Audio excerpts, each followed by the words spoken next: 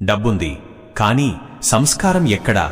మనిషి స్థాయి అతను వేసుకునే బట్టల మీదో తిరిగే కార్ల మీదో ఉండదు, అతను ప్రవర్తించే తీరులో ఉంటుంది. రీసెంట్గా బాలిలో ఒక భారతీయ కుటుంబం చేసిన పని చూస్తుంటే ఒక భారతీయుడిగా నా రక్తం మరుగుతోంది. ఇండోనేషియాలోని ఉబుద్ ఒక ప్రశాంతమైన పర్యాటక ప్రాంతం.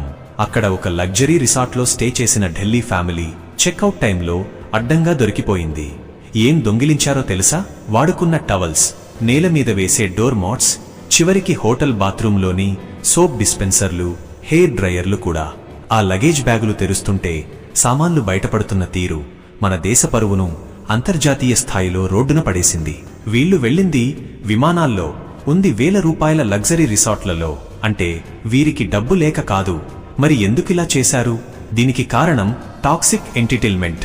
మేము డబ్బులు కట్టాం కాబట్టి ఆ గదిలో ఉన్న ప్రతి వస్తువు మా సొంతం అనే ఒక వింతైన అహంకారపూరితమైన ఆలోచన.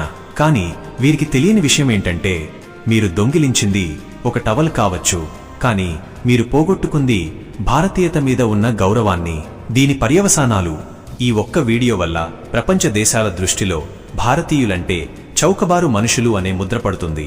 రేపు మీరు విదేశాలకు వెళ్ళినప్పుడు మిమ్మల్ని అనుమానంగా చూస్తే, హోటల్ స్టాఫ్ మీ వెనకాలే వచ్చి చెక్ చేస్తే దానికి కారణం ఇలాంటి మనుషులే.